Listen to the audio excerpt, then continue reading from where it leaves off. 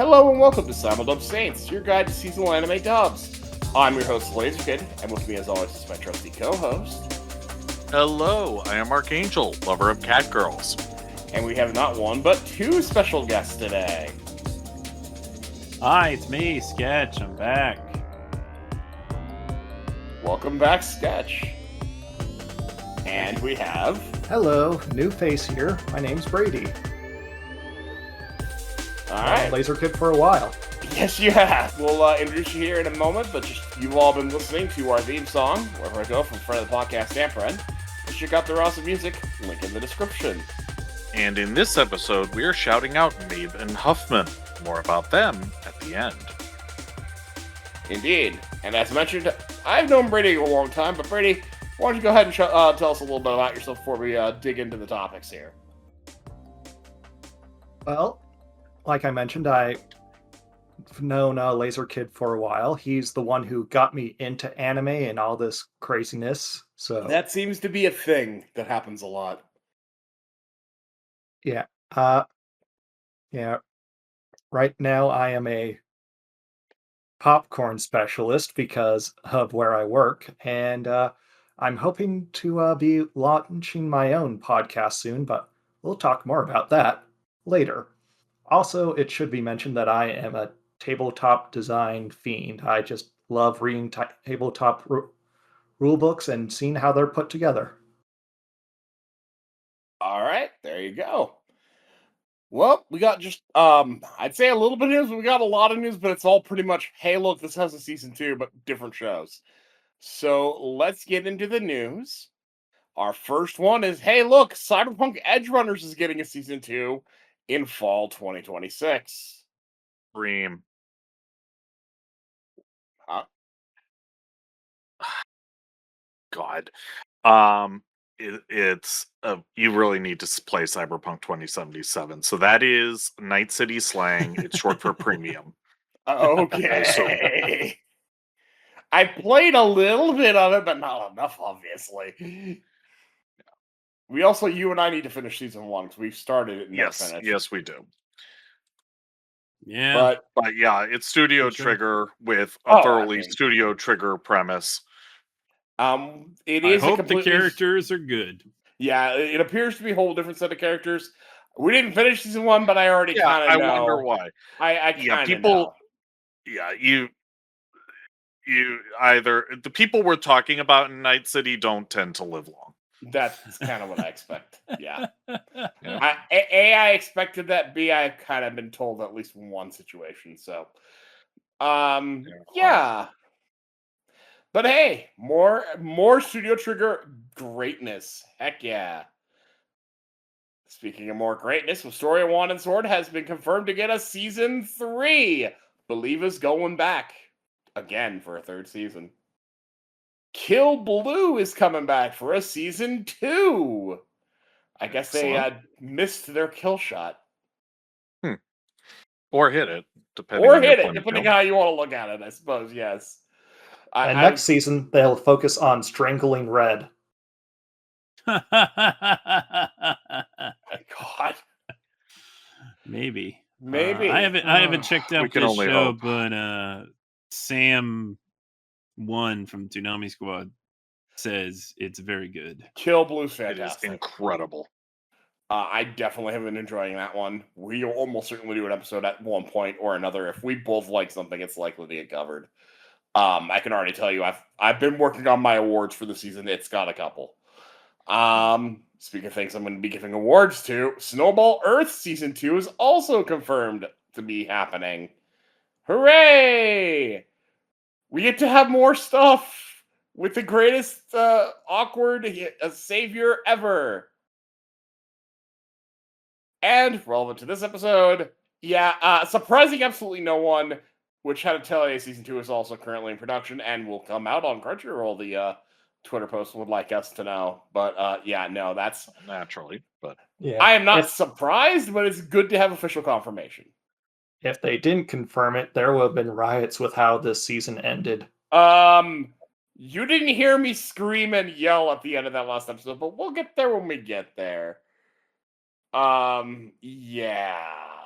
that ending. But I suppose that is our transition point to talk about our topic, Witch Hat Atelier, which, Brady, you're a filthy manga reader, so you get to point and laugh at us. Hee. Brady was like, hey, this anime is coming out. I want to talk about it when we guys talk about it. I'm like, Witch Hat Atelier? Is that anything like The Unaware Atelier Meister? Sure, whatever.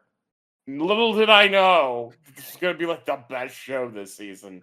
So, we're going to talk about this in stages because, spoilers be ahoy, but before we go into them, if you have no idea what this is, Witch Hat Atelier is a fantasy world setting where magic is done by those who have the knowledge, but that knowledge is kept very secret because it's dangerous. No, yeah, in theory, anyone can use magic in this world. As per the title, doodling is magic. Yes, I know I've already done a friendship is magic joke, but I couldn't help Anybody can do magic, but not everybody gets to do magic. Yes, the secret is kept tight. Yeah. Yeah, and is obfuscated by telling everyone you have to be born a witch. Yeah. Yes. So I have a rant later, or it's in fact several rants in me because all of my mage characters are just have complete contempt for all factions in this world. Yeah, I have similar feelings and thoughts, and we'll probably all have rants at some point or another. Basically, you're all a bunch of stupid children, and half of my guys and girls would just take this motherfucker over in an afternoon. But, yeah, your Pathfinder characters. Well, no. Various things I've written and other D&D characters I've played. Fair enough. At any rate, this show focuses on the main character of Coco, voiced by Anjali Kunapaneni. That's Lemon Irvine in Mashal Magic and Muscles, and more recently, Shaula in ReZero. That's a lot of range. Although I guess Lemon and Coco's not that different, but Shaula sure is. But Coco's this girl who loves magic, but she doesn't have any inherent knowledge, and as far as she knows, that you have to be born with it. Wide-eyed, cute girl. Really interested in magic. And I think that's going to be where we're going to have to tell people, yeah, spoilers are coming. We're on wave 1 spoilers now. This show doesn't beat around the bush. It gets right into things. Really does not. So if you have no knowledge and you don't want any knowledge, the too long didn't listen, go watch Witch Hat Atelier. Hey, what do you listen to us for? Yeah, Seriously. some non-spoiler stuff about Coco. She is adorable. She is an optimist in the darkest of times, and it's so empowering to see that. Yeah. And she, to the point where I question her intelligence to some degree, but yeah, but she's also very creative in how she solves her problems, which is very fun to see her I work have the a lot system. to say about that sort of stuff. We'll get there when we get there. Yeah, but Coco is an amazing protagonist for this story. I agree. Look, if you want some good fantasy, yes, this is it. Absolutely, this is the show. Yeah, we gotta get Kuro to watch this. Mm-hmm. She'll love it. Oh yes, and yeah, if you put this up against Freeran, I'm going to choose Freeran, and that's an unfair comparison. Yeah. Oh God. Yeah. Actually, if we want somebody to set this world actually straight instead of just destroying it, dropping Freeran into this world would be glorious. Because even if she couldn't use any of her own magic and she had to start from scratch with this, because this world's magic, as we'll discuss, works rather differently than you may be used to. And this world needs a mash. It does need a mash. Yes. It needs Freeran. It needs someone. It needs an adult. Is the thing. That's my TLDR. This whole world needs a fucking adult because there's nobody in the cast who I would describe as a full adult except maybe one or two people. Some of them are literal children, so whatever. Hey, but a lot of them should know there's an better. old man that works at a shop. Yes, there is an old man. That works at a shop. He's a grown up. Yeah, that's probably the only one. Yeah, and like Coco's all mom, the supervising adults at this atelier are like a couple of college bros. Those two they're somewhere on the cusp. We'll get to them. I have things to say, but again, that's why we're cutting ourselves off, because we're about to go into more detail. We're not going into full detail yet. If you haven't watched this yet, why are you still here? Shoo. Yeah. Okay, so it's now your fault, folks. Yep, it is your fault. You've been warned by, I think, all four of us. Go watch the show. But Coco lives with her mother, who is voiced by the legendary Stephanie Young. That's Nico Robin in One Piece, Olivier Mira Armstrong in Full Metal Alchemist Brotherhood, and more recently as Sylvia Sherwood in Spy Family. That's the head of Wise, and that list goes on and on and on and on and on. I love her voice. Oh, she's so good. Speaking of Full Metal Alchemist Brotherhood. Yes. All right. If you've watched Full Metal Alchemist Brotherhood, is like, I want something more along those lines. Here you go. Watch this. Absolutely. So we even have the same fine incident. Yes, you're jumping a little ahead of me, but not by much, because our inciting character here is pretty much the next guy I'm going to mention. So, but basically, what I was going to say before we got there is that Coco wants is really heavily into magic. Mom wants her head out of the clouds, back on the ground, because we're not born with magic. You gotta keep going with what you got, and they've got this whole They're running a fabric business. Coco's really good at cutting fabric, straight lines and everything, and that will become important in a minute. And then they are visited by a legitimate mage, a witch by the name of Qifrey, voiced by Joshua Waters. That's Klein Moretti of Lord of Mysteries, and Denosuke Uchimura in Headhunted to Another World, from Sailor Men to Big Four. Oh my god, he is so good in this role. I mean, they all are. This whole cast is stacked, to be honest. Yeah. But he's there, and he's just trying to get some cloth. But there's some other random guys that are there that have a magic carriage that gets damaged by other kids who are like, "Oh, magic carriage!" A group of noble women. So first of all, Bokubuck, and secondly, important people who can really be annoying if they get ticked off. Yes, well, they're gonna get ticked off because the idiot kids are like, "Ooh, magic carriage! What if I touch it?" Yeah. And they break it, but worry not. Qifrey the Witch is there, and he can help fix it. But the magic needs to be done in secret for some reason. I wonder why that would be. Yeah, it has to be done, and of course, Coco is put in charge of keeping prying eyes away, and she does a great job of keeping prying eyes away, except for her own. Yes, Jinx, man, we had the exact same phrasing and everything. She cannot keep herself away. She tries. This cute little girl tries real hard to be like, no, I shouldn't, but I really want to. And sure enough, she witnesses, and this is where that Full Metal Alchemist comparison comes in. Yeah, Qifrey's magic is just drawing circles. And Coco has seen those circles before.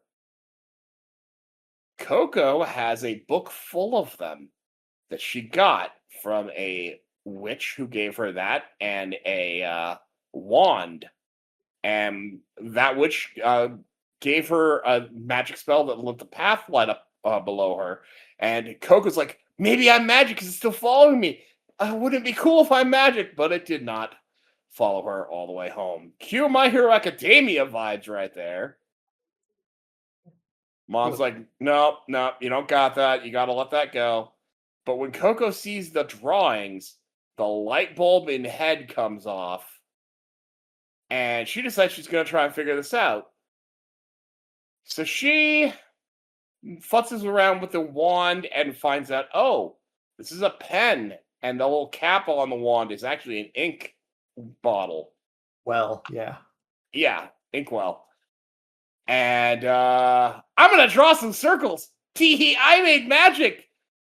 I made lots of magic. Isn't this cute? Oh. It was initially cute.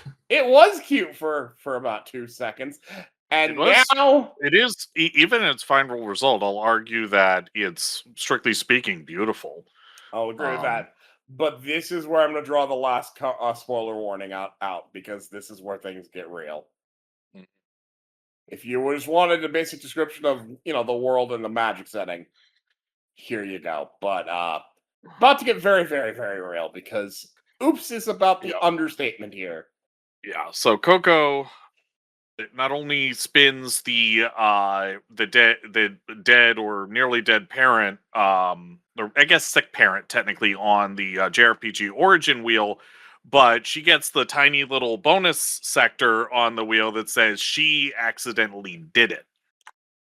How's that for an origin story? Let's petrify our mom. That's great, right? Right.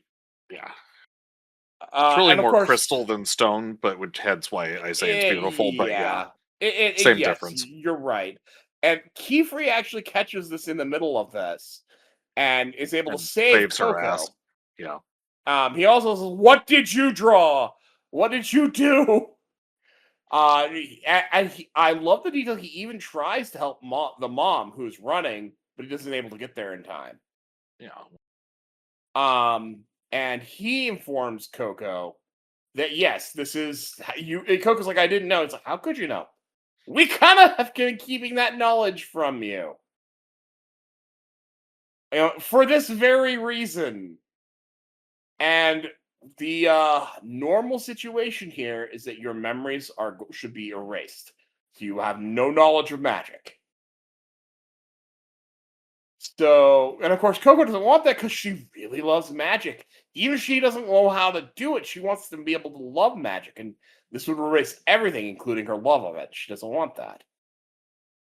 Everything connected to magic would be gone in her mind, and she just can't have that. And especially because she remembers the what the circle looks like roughly, not enough to draw it, but enough that she could point it out in a spell book. And she wants to go save her mom. And if she can't do that, who is going to? And the mention of the spell book sparks Qifrey's memory. It does. He realizes that this is a specific, well, I don't know if he knows it's a specific witch. He suspects a specific witch, and it's a specific faction of witches. Yes, that he has a bone to pick with. He does. And this is a link to it, and he can't let that go. So he decides he's not going to erase her memory of magic, and he's going to take her in as an apprentice. Yeah, and this is a big violation of the rules. It is, but he is smart enough to get it cleared. He doesn't just do it without saying anything.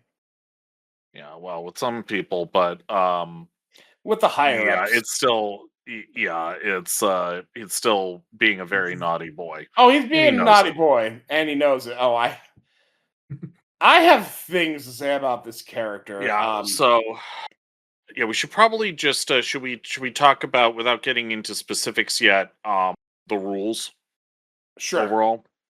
Okay, so TLDR, and correct me if I'm misremembering anything, guys. Right back at you to me, because sometimes I'm off. Right, and in particular, you feel free to cut me off, Sketch, Brady.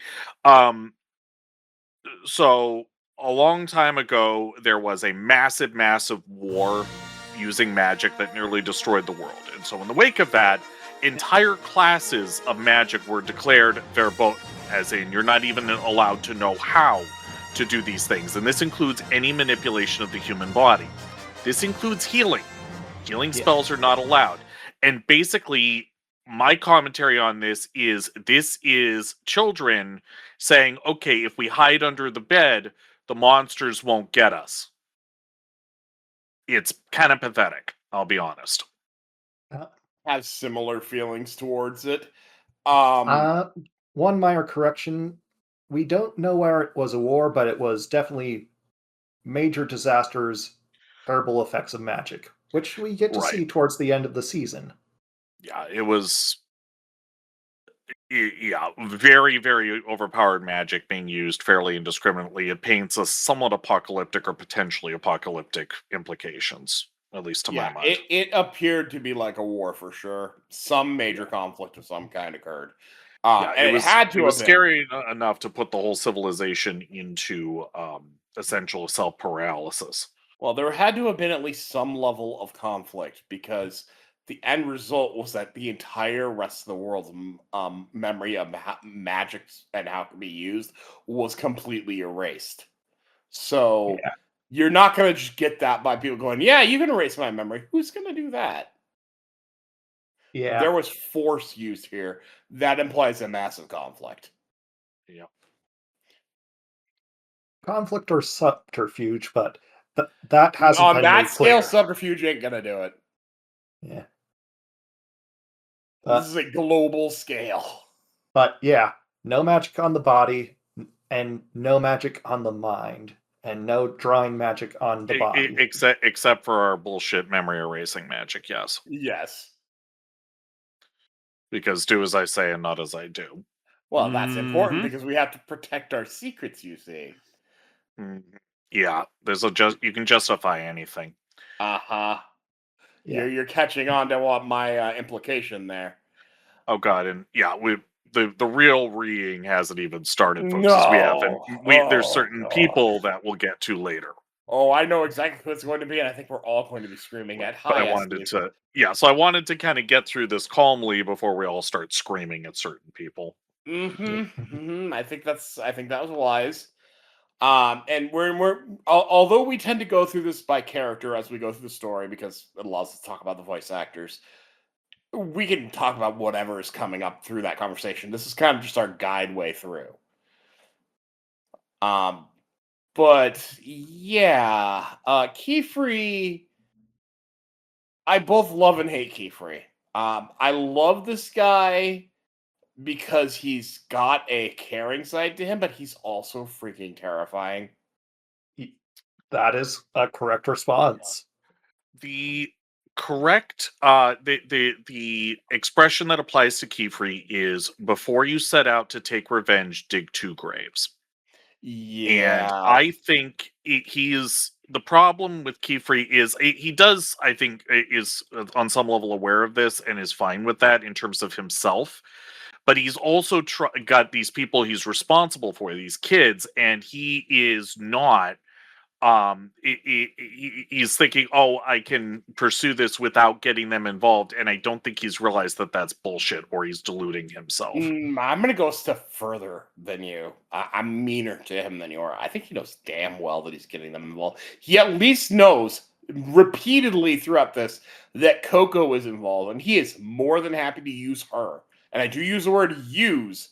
He's using her as a lure for his revenge. I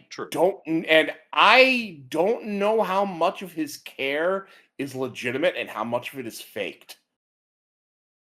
I don't know how to feel about him. There hasn't been any telegraphing of fakery on his part, but definitely, if push comes to shove, he's going to choose his revenge. Now, we don't know what his damage is yet. Well, this is why I say I don't know. I'm not saying he is faking. I'm saying I don't know if he's faking, and that's almost worse. Yeah, there's been some what's the word?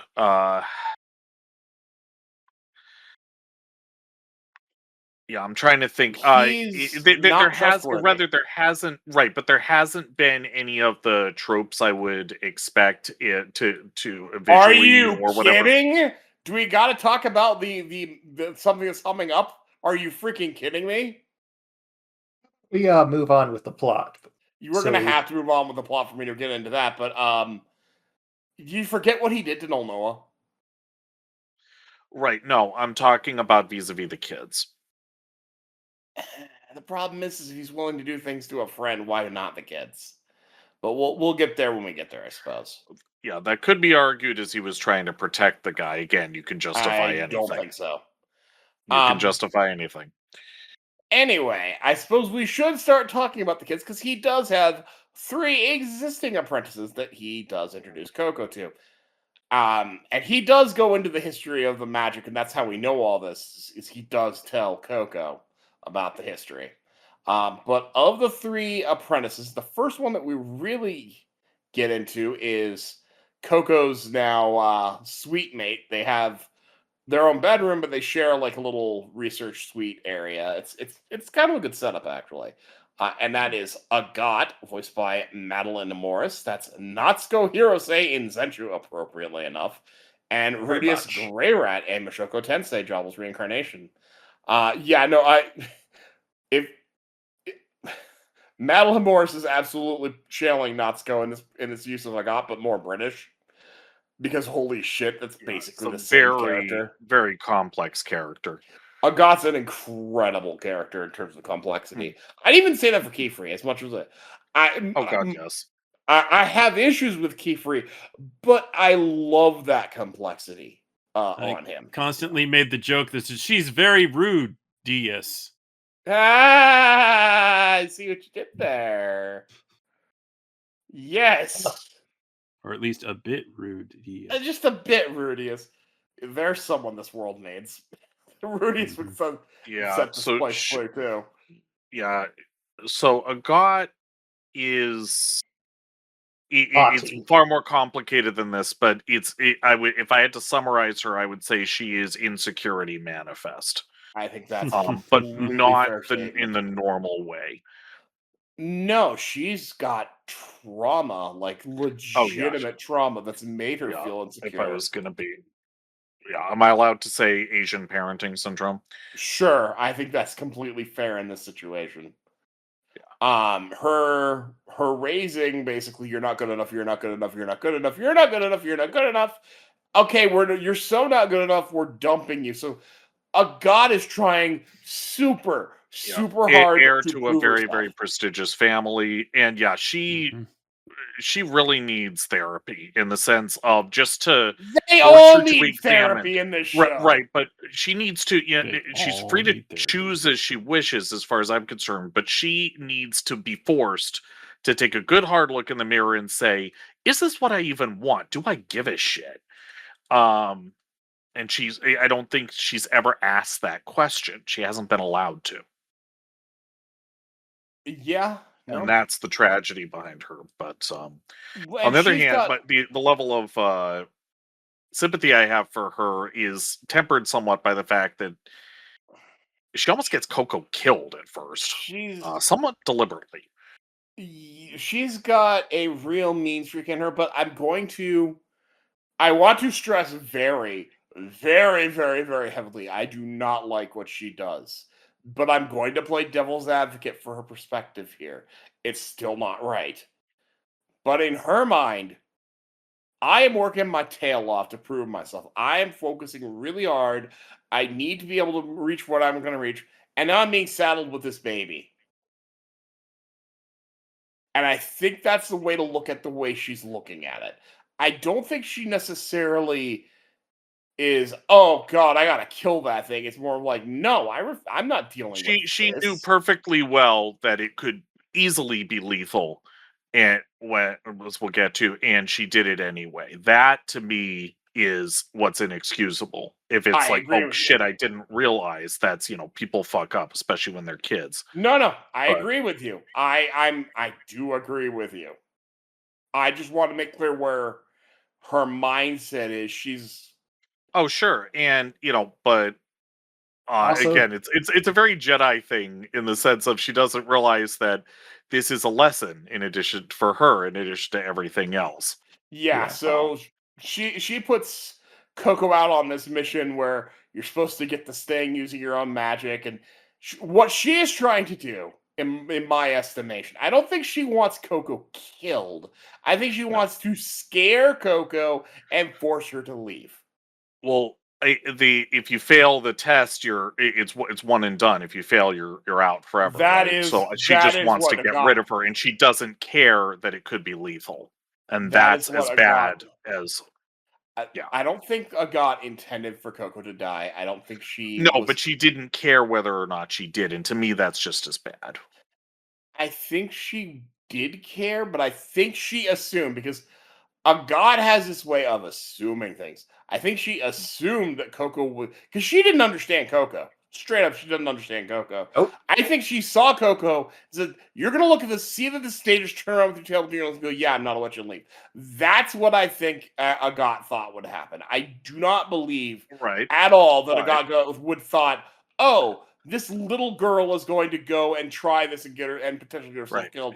I don't think this that is thought a even entered learning. her mind. This is a learning moment, and she should have been, at the very least, lectured within an inch of her life, if not much more substantially punished. In fact, she wasn't really punished at all. Well, now we're talking about because Qifrey she's again. right. Well, he did. I don't think he realized what the full extent of what happened. I think he did, actually, and this is again me throwing shade on Qifrey. Yeah.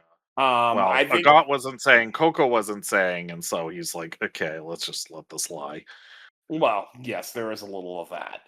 But at any rate, I don't think she even was thinking, "Oh, Coco could get murdered if Coco's stupid," but I think Agat didn't realize that Coco would try it anyway.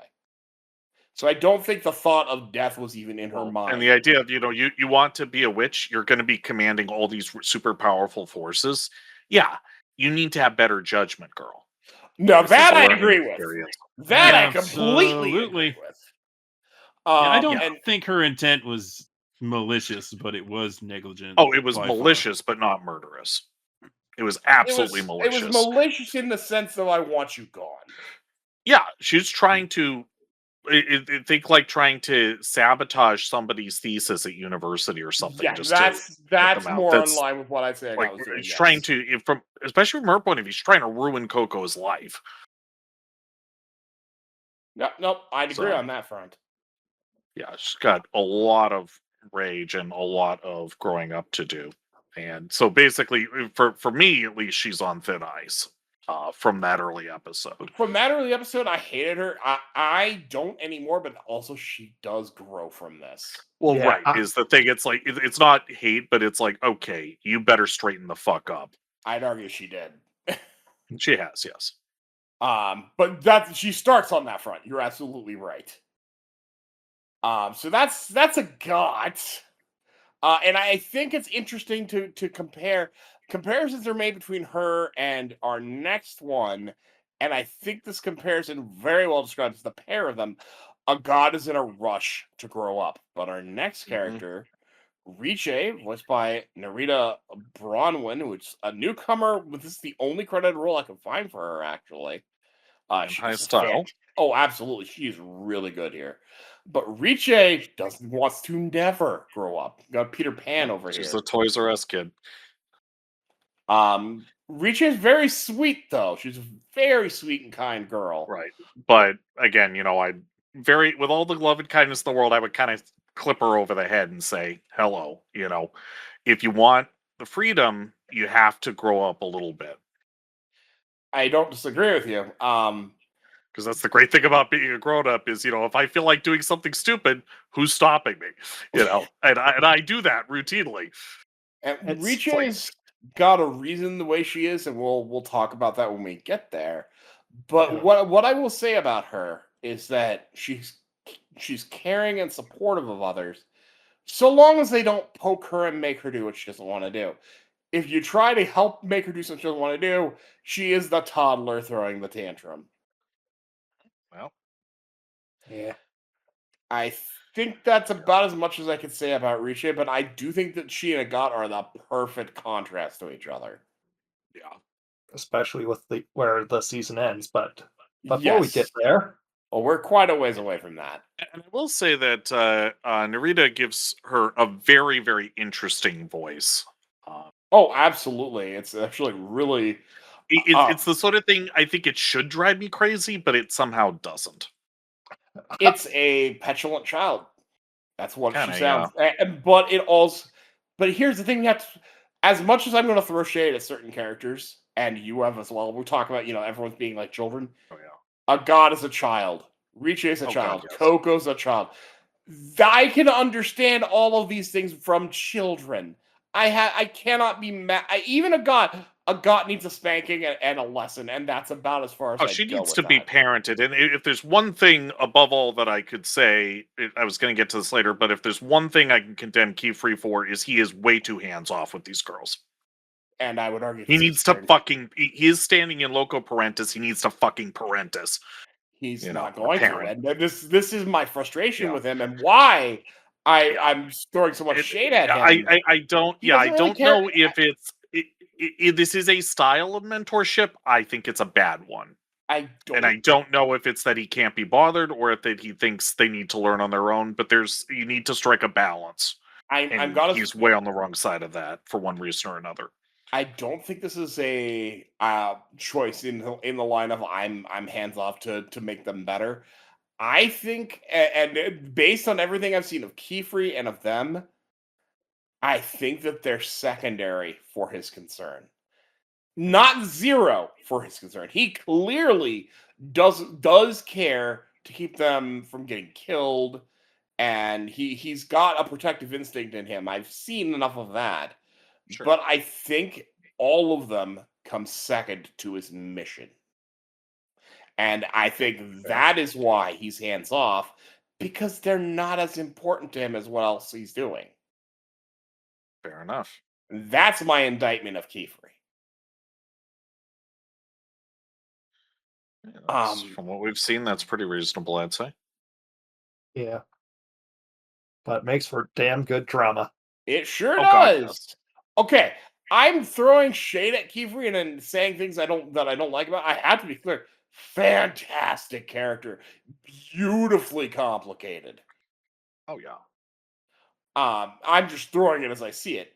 Our last of these students is Tetia, voiced by Sarah Wideneft. That's Power in Chainsaw Man, and everyone's favorite. It's Suika in Dr. Stone.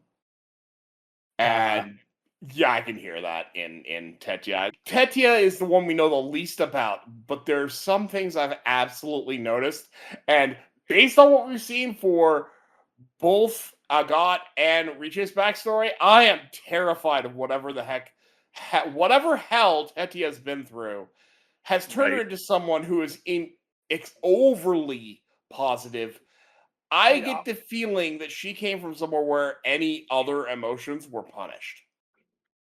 That, or she's just smiling through incredible pain. That is also possible, or both. Yes, I very interesting theories.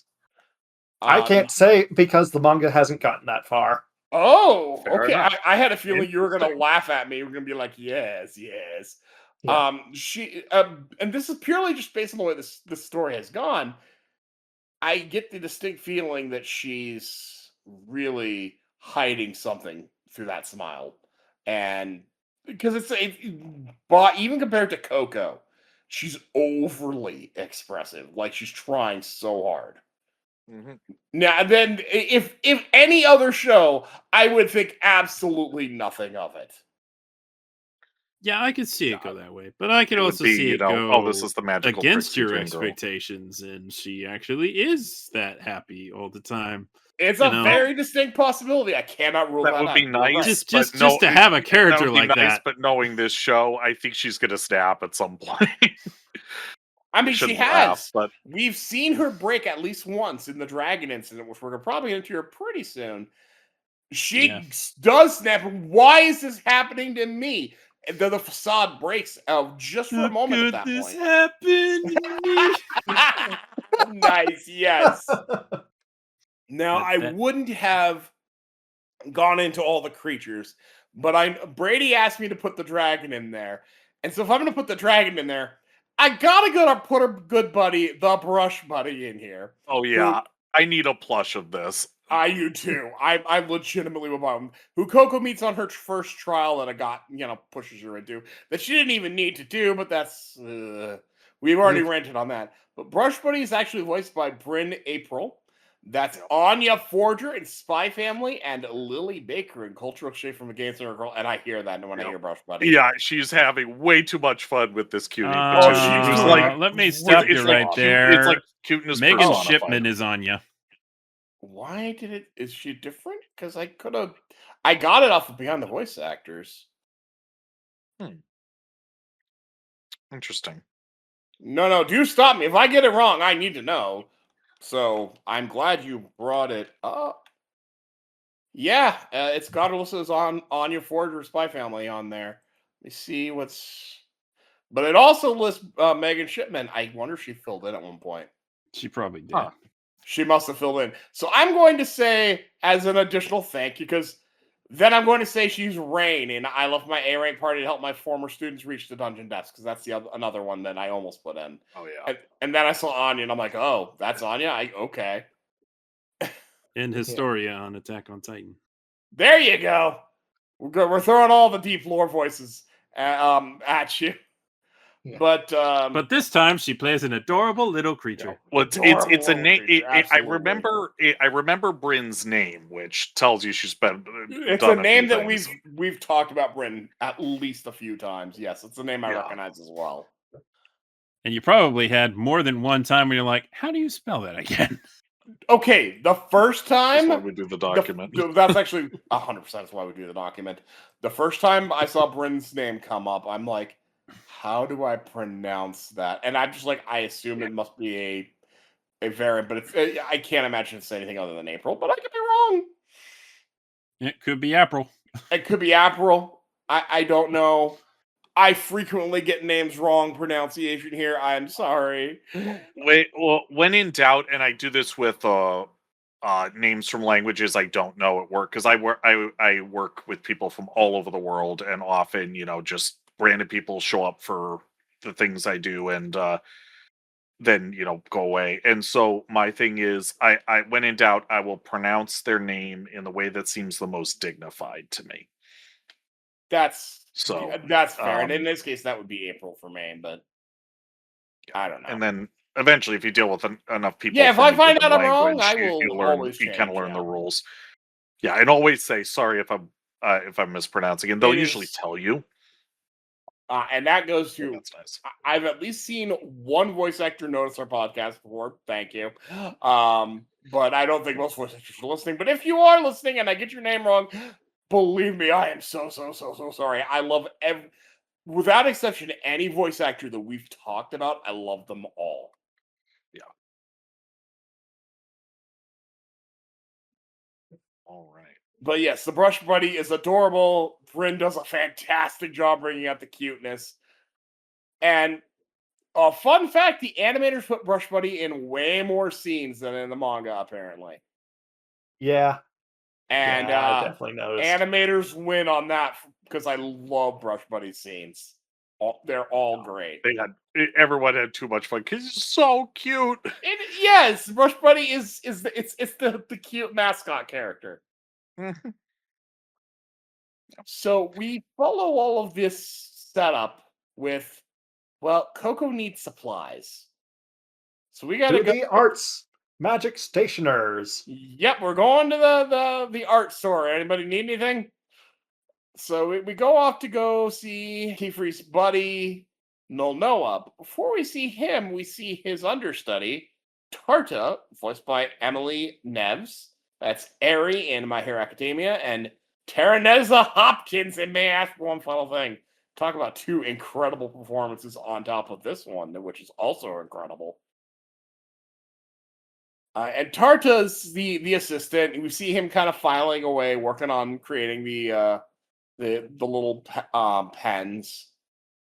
And that's when we're introduced to Noah properly, voiced by the legendary Kent Williams, who I list different things for every single time he comes up, I swear, because there's just so many things Kent Williams does. But for this, I've got Mr. Compressor Hero Academia, Father of Lockless Brotherhood, and Go Gunny in Soul Leveling. And again, it's Kent Williams. Like that's an absolute name drop. You probably don't need me to tell you, but if you do, you do. And yeah, Kent Williams is great, and he's no less great here as Noah. Yeah. One thing we should mention is that it just draw, like if you just picked up ordinary ink or a pencil or something and drew one of these magic seals, even if you got it correct, it wouldn't do anything. You need special ink. So yeah. And it comes from one reason. comes from these trees, magic trees they have, and when they die, they got to get the poison out of them, and that turns into the ink. Right.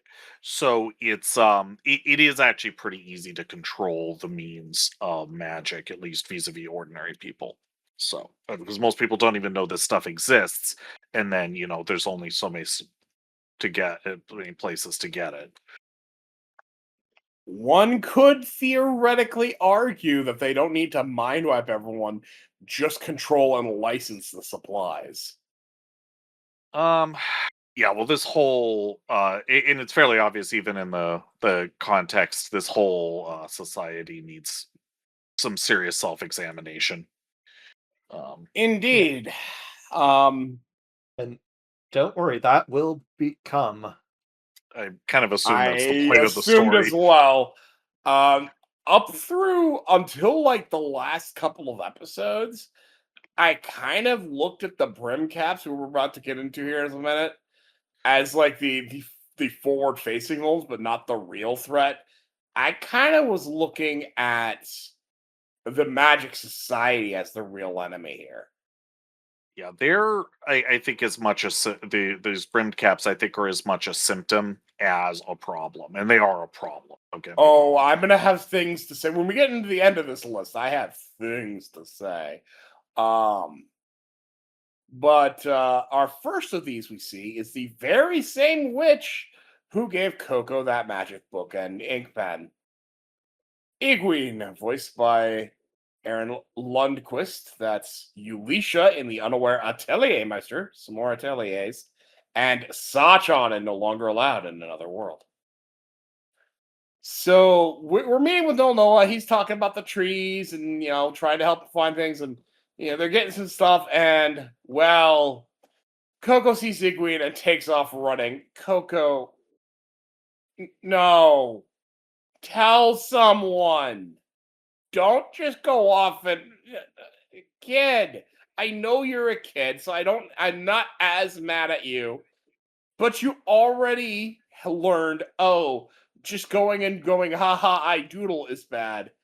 Can you not apply that lesson to, maybe I shouldn't take things into my own hands in this crazy world I found myself in?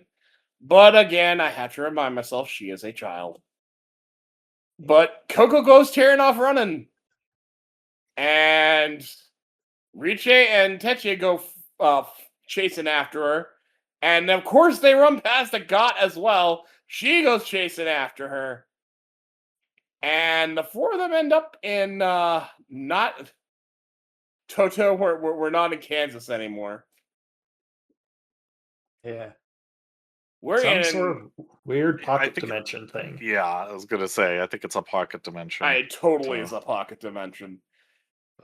And in that pocket, it's not empty. It is not empty. There is a dragon who I would not have mentioned the voice actor of, but Brady, you asked me to.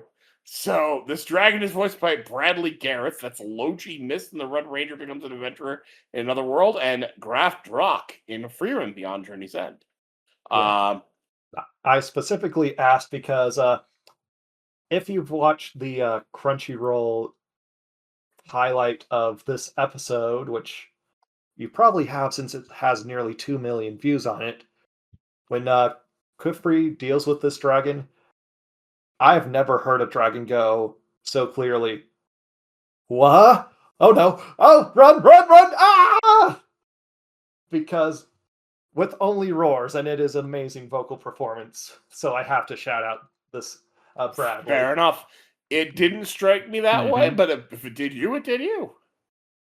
It was pretty entertaining. It was, it was fine. I had no issue with it. Yeah. Tell what it was thinking within reason. Mm-hmm. Yeah, I definitely enjoyed this dragon for how they dealt with it. It's the funniest solution ever, and I love Coco for it. But they're the four of them are kind of stuck there with this dragon. They're trying to run. There's all of the tension that's been building up between Agat and Coco is exploding. Agat is blaming Coco for things. As mentioned, Tetia is breaking down. Richa is limited in what she knows. There's all of this tension. They manage, however, to come together. even though they're kind of breaking apart, because they have to for survival, Coco has the idea, after being put into a cloud by Tetia that's very relaxing, hey, what if we gave that to the dragon? And so we've also got this spell that breaks apart brick and turns it into dust. What if we make clouds out of that? And so they go hard ahead and work on that. Coco doesn't have the knowledge for that, but she had the idea. The other three kind of execute that, and sure enough, they're able to create this ever exploding pile of dust that creates a cloud that ends. And what does Dragon do when Dragon sees that cloud? Exactly what Coco hoped it would. It dramatically goes, it's nap time, everyone. Plunk. I love a peaceful solution. I love it, and it's funny as heck to watch. Look, the dragon was just sleepy. He wanted a nap. Dragon was just cranky, guys. It's fine. Yeah, cranky. I do love that side of Coco being like, I don't want to kill this thing. We don't have to. Meanwhile, Qifrey does notice that they're all gone. Wondering what happens, he actually finds out from Tarta, who saw them all leave and saw the brim capped and is able to describe him, not knowing that that's a brim cap. Qifrey is able to immediately identify brim cap and goes absolutely hell-bent trying to chase this whole thing down. With poor Noah following. And there's a lot of this is happening concurrently, but the long and short version is the dragon is only asleep for so long, but they find the seal, or rather Coco notices where the seal is on the dimension, so they're going to go try and get that to break it. Before they can really get there, Qifrey breaks in and says hello. And oh my god, that gorgeous animation with Qifrey's water magic attacking that dragon. Holy cow. And I think it's worth noting, this is not unique per se. This show is so pretty. Yes, the animation budget must be extreme. I mean, same director as Freyrin. So that'll do it. That'll do it. That'll do it. Also, but hey, Qifrey, come on. We just put the dragon down for his nappies. Come on. I was actually, when I watched this with J-Mac, we're like, oh, so much for the peaceful solution. And we thought the dragon was dead. And then I saw him twitch. I'm like, no, he's not dead. He's alive. He's just thoroughly beaten up. It's fine. He's not dead. He's getting better. Not dead yet. Quite dead. Don't need to newt. Thank you. Yeah, and that whole sequence that they added to the anime was only like 4 or 5 panels in the manga of Qifrey grabbing the got and summoning the water dragon. That was like 4 or 5 panels. Yeah, so the more I hear about the things that have been added to this anime, the more I'm probably not going to read the manga. Not because I think it's going to be bad. I think it's fine. It's probably really good as a manga, but the things that they've clearly added for this anime, I feel are so good touches. That's what I want to see. Because this show is so magical. No pun intended there. But they are able to get out of there, and they're just trying to get through. And Qifrey is talking with Noah about it, and he's like, I finally got it. I've got the link to the brim caps. And you, Noah, are going to tell... I need your help to figure out what's going on with this weird ink they use to make their teleportation spell, but you must tell no one. And Noah's like, hey, we should take this to the officials and get help, And no, you will tell no one. And he kind of cows Noah into silence. This is, again, more of that other side of Qifrey, the more scary side of Qifrey I'm pointing to, which is why I'm very sus on him. He's willing to bully his supposed friend into silence. Yeah. There's something wrong here. I won't deny that there's... when my friend saw the scene and asked what Qifrey's deal is, I just told him he has baggage. Yeah, I was sure gonna he say does. the way I'd put it is he got business. He got business, yes. Clearly he does, but I don't think he's got perspective. Or No, rather, he's denying it. he's obsessive. He's on an obsessive quest for revenge, and he's not going out of his way to make it anyone else's problem. He will do what he needs to do. Yep, I agree with you. That's potentially quite dangerous. I agree with you completely. So this kind of they go home and oops, we forgot to get another one. We forgot to get the supplies for Coco. We'll have to deal with that later. Yeah. And that's where we meet. Because as they head back to the atelier, we meet our next major character, Orugio, voiced by Reagan Murdoch. That's Issei Tomine in Drops of God, and Aki Hayakawa in Chainsaw Man. And Orugio is basically I think the term is watchful eye. I can't remember the exact term. Correct. Oh, I used it right. Hooray! My memory's not completely made out of string and bone. he's sort of a. If I'm being unkind to the role, I would call it a commissar in residence. But really just, a second pair of eyes to make sure that, because Qifrey's living well away from the standard, they have like a mages tower. Right, in a whole city and stuff. And basically it's just, let's have more than one adult around to make sure there isn't any funny business going on. Especially when one of the adults is Qifrey. I'm going to be honest here. This is the smartest thing that they've done. Yeah, the only thing I'd problem is that he and Qifrey. I have one complaint. If you want a role like that, you don't want to pick an old friend of the person who's under surveillance. That's a problem with the selection. Yeah, but it's not definitely a problem enabling him. With the role is absolutely smart. Yes. Yeah, and that's this is the one rule they have that I actually have zero issues with. In fact, I will give them applause for it. But yes, picking a friend kind of defeats the purpose. He may as well not be there. Yeah, because he does live there and he does his own work and stuff. So, although to be fair, he does say, "Hey, I'll turn you in if it's bad enough." Yeah. He does do that. So when I first heard this guy, I was like, "Is that Regan Murdoch?" It sounds like it, but the accent's really throwing me off. The British accents on a lot of these characters threw me off for a lot of who they were. Are they British? I don't think it's British. Well, he's more Scottish, but this guy's more Scottish. But yeah, most of them are some variety of British. Actually, pretty much everyone what's Tata doing? Well, keep in mind, there's a of accents from all over the British Isles, like a lot of very subtle gradations of accents. I do know that the casting director for the English dub specifically did on purpose that all the people who are from the witches world, they have that British, or perhaps I should say European accents, to make them sound different from the American accent and people who are the lay people. This is deliberate to try and split the feel apart of, hey, this is two different worlds.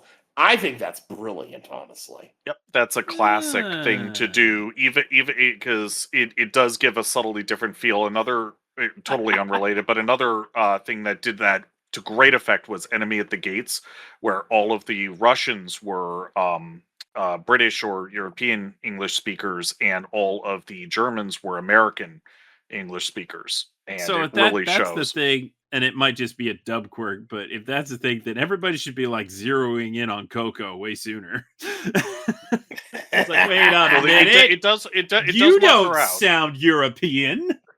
Well, I'm going to be honest. You don't have a mage accent, I'm actually going to point out that they kind of do, though, because all of the Qifrey's students all go, "Hey, what's up with you?"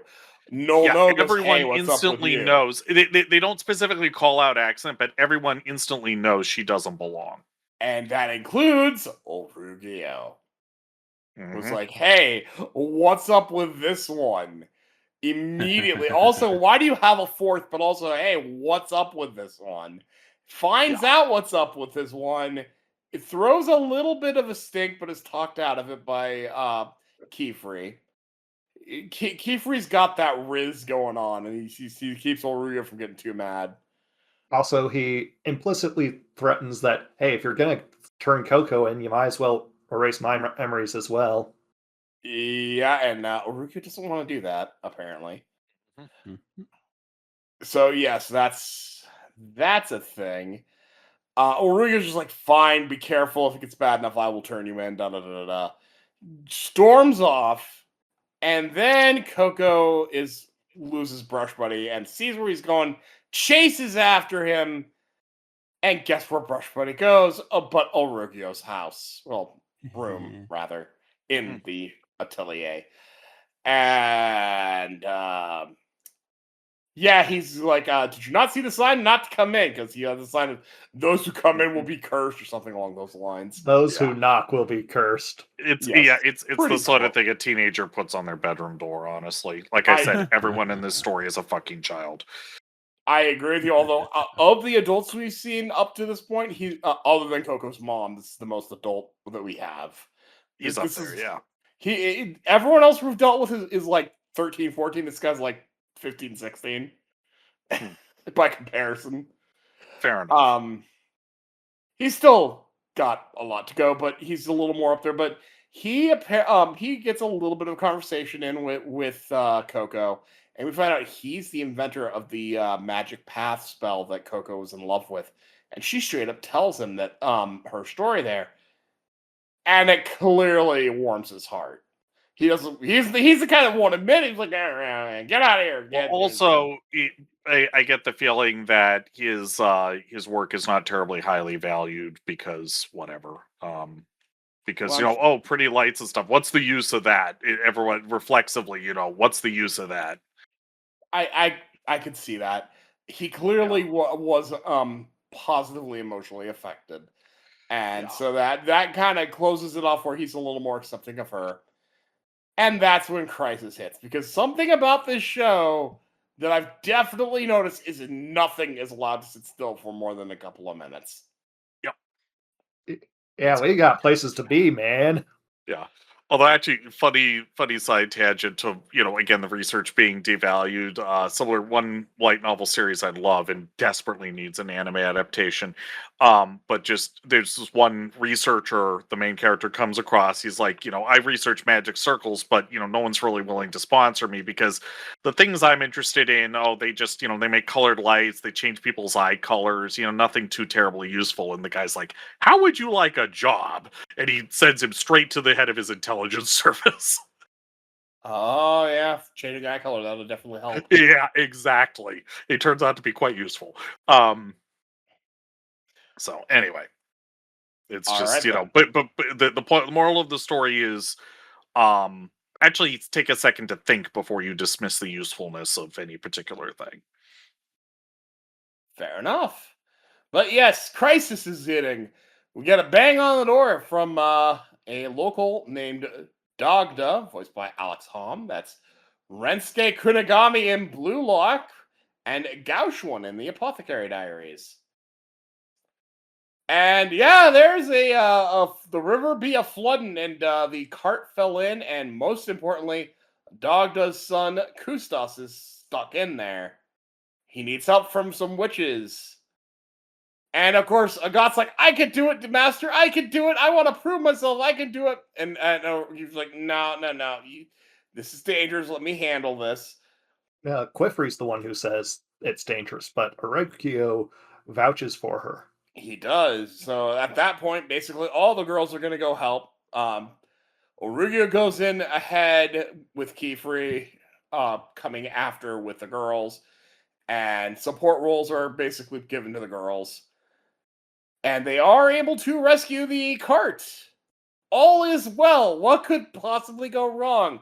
We have rescued the boy Kustas, who is voiced by the legendary Zena Robinson, who I recognize right away. This is one of the few I'm like, that's Zena Robinson.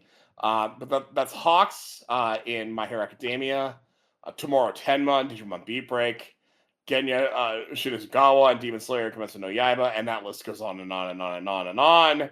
But Kustas is like, oh, hey, I can get the rest of the stuff, Dad. I can get the rest of the stuff out of the cart. And he's like, no, you're safe. Don't you go back in there. Don't you go back. He went back in there. Yeah, because, boys are boys, and we are kind of dumb. I think you'll all agree. As a kid, absolutely. Yeah. But And so he goes in there and I can get it. I can get it. He didn't get it. And You don't got him. it. Yeah. It got him. And Yeah. he slips and falls into the. And of course, this is happening after Qifrey and Orugio left to go check out the rest of the river. And the rest, all the other girls, one of the girls, Riche went with one, Teti went with the other. So who's left? Oh, Coco and Agat, the dream team pair. The people you want to leave behind by themselves. That's a great plan, Qifrey. Well, it wasn't exactly planned, but yeah.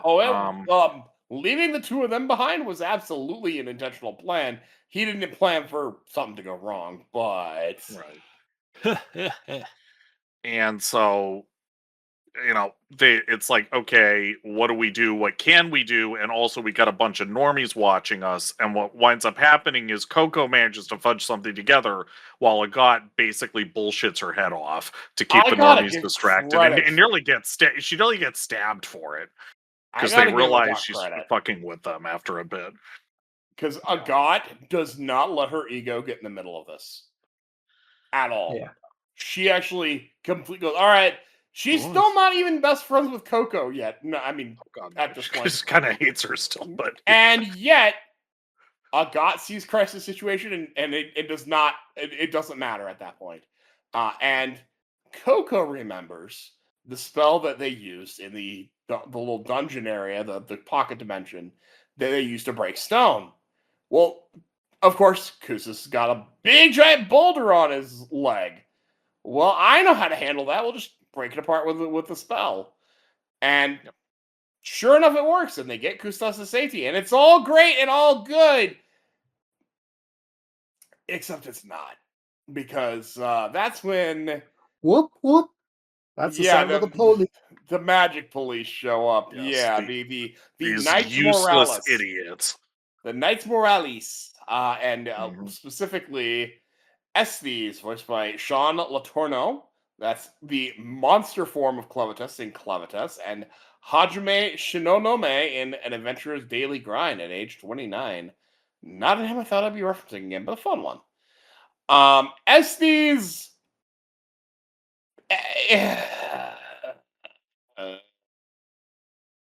lawful stupid. Lawful is my diagnosis. Lawful incredibly stupid.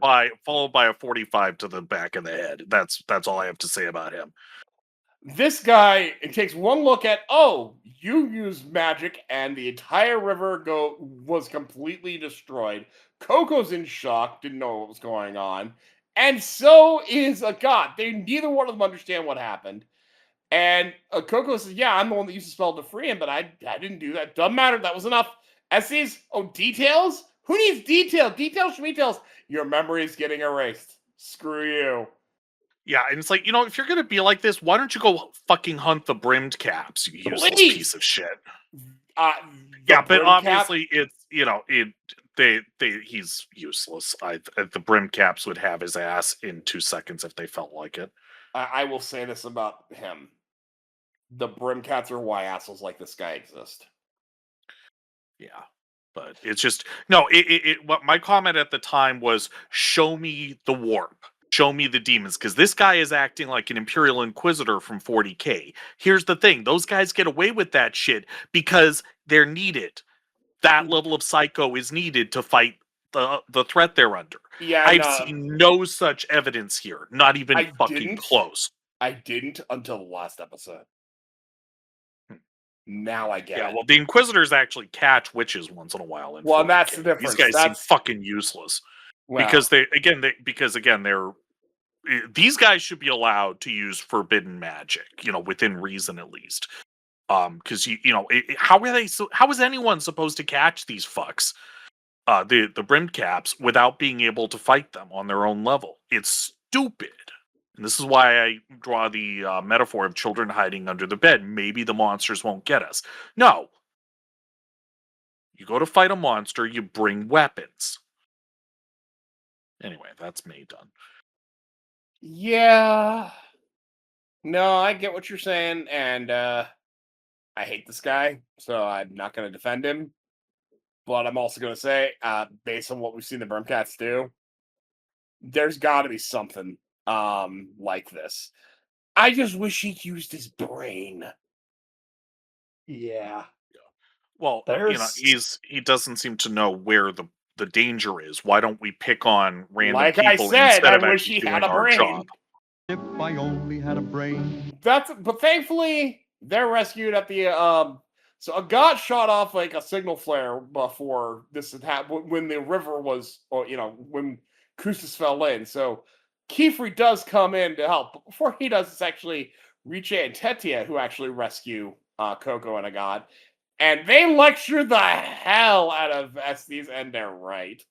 And he's like grumbling about it, and that's when Qifrey shows up. He's like, "Oh, they're yours. No wonder." Da da da da da da da da. It's like, if you know that Qifrey is quote unquote like this, maybe examine why.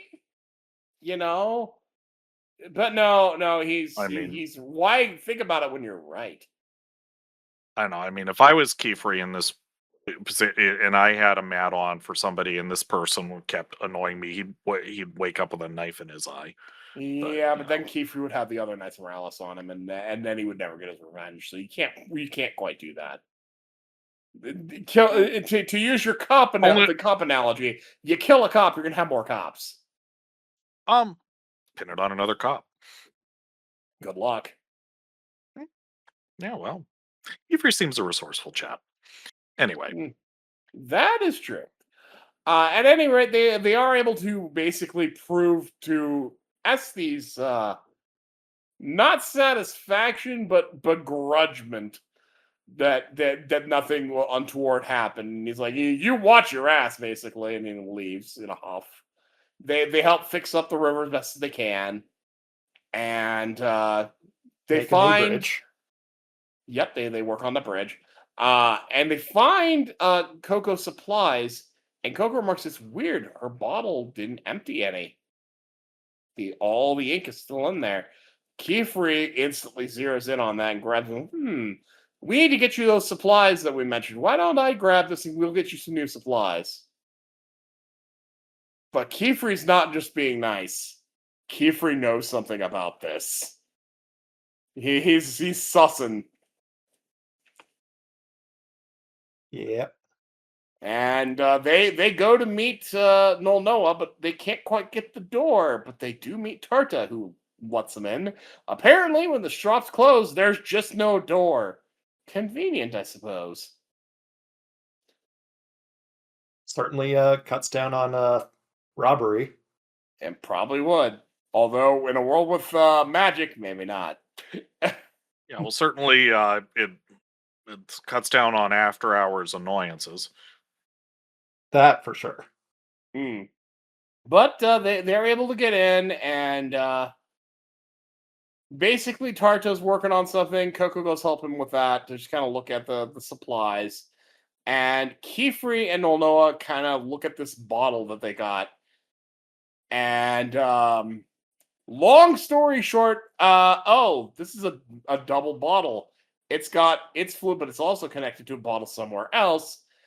And we used it to cast a light spell, and it's way too powerful for what we drew. Well, that explains the river. This is a double bottle. Means someone else has got a bottle somewhere else and being very, very naughty. Egwene. But Qifrey's like, ha ha ha ha, I can use this. Noah, though, is like, no, this is serious business. We gotta get the officials involved. This cannot be left alone. We've got to. And Qifrey erases his memory for it. It's not directly shown, but Qifrey's like, and I've actually had a little bit of an argument with a friend who I was watching it with, and over whether or not a memory was erased here. But Qifrey's just like, I'm sorry. And the next thing you know, Noah doesn't remember the light flash. I mean, to me, it seemed pretty obvious. Yeah, I'd say it's pretty telegraphed. It's because it's not like he takes all of his memories. It's targeted. I think it's like everything up to a certain. It's like revert to previous save state. My understanding, and this is where the argument came in, was how memory erasure works. Their understanding was that it wipes literally everything because earlier I'm sure you could, but I'm sure you could. But the implications I was getting is that when the Knights of Morales erase your memory, they erase your knowledge of magic specifically, not your entire life. Yeah, and again, so it's obviously targetable. This seems like a Men in Black type of thing. Agreed. Definitely agreed. I don't know how targetable and how much there's involved because we haven't seen it. Right. But Well, if you say, they're going to target specifically, their memory of magic, that implies a degree of targetability. And certainly this guy didn't forget his knowledge of magic. He just seems to have forgotten the incident and, filled in with false memories for the past, part of a day. yeah. Well, the brain will do argument itself. the argument in question is that Noel was playing along, but I don't buy it. No. No, that clearly implies that Qifrey did something unconscionable to him, which, yeah, fucking with people's memories is pretty unconscionable. Agreed. And I believe he has all the motive in the world to do it because Noel's like, no, we're done. We're going to the authorities. And Qifrey doesn't want that because it's Qifrey wants to hunt these I don't down. understand where the misunderstanding came in. It seems absolutely cut and dried to my eye, but what do I know? Mine as well, but I only want to mention it because it's someone else who mentioned it, and I don't want to who is the furthest thing from a stupid person. So absolutely. No.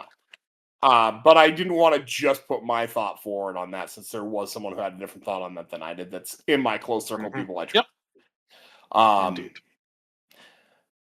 So, and of course, that causes a disturbance. The giant bright light. So, with giant bright light. So Coco and Tarta can't see because of the bright light, and the bottles are set flying off the shelves, and Tarta can't figure out what one goes where because the labels are missing. And Coco's like, okay, well, this one's the red one. Where's it go? He can't tell. Turns out he has, oh god, it's Silver Vision or something. Silver Wash. And it's interesting because this is a disability that doesn't get talked about much in media because it doesn't tend to ruin your life. It's just annoying usually. But it is a disability. This is real? I thought this was a fictional thing. Yes and no. I know about color blindness. Right, that's what I'm talking about. There's different types and degrees of color blindness that affects up to 10% of men, apparently, in one form or another. I'm aware of color blindness, but I didn't know that it could be as extreme as just black and white vision. I believe that a small percentage of sufferers, yes. It's not silver like this, but I do believe some people literally see black and white. So, Tarta can't see the color of the vials, and that's the problem in his job. Because he's trying to sort them, and they've all been knocked loose, and their labels are off because of the fall. Yeah, when really need a better way of securing labels, but anyway.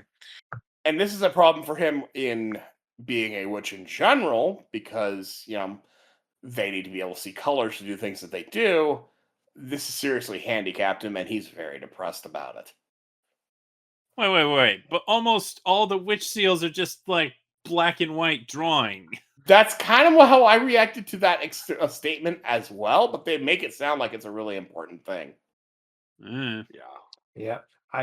It's possible that we've only been dealing with basic ink, and later on we'll get more complicated ink. We haven't gotten that far. Also, as a manga, it was very kind of an interesting perspective of, he sees the world like I do. He's just like me. Okay, that's pretty funny. He's just like me, for real. It's like, don't even worry about it, Tarta. I couldn't tell what those vials were either.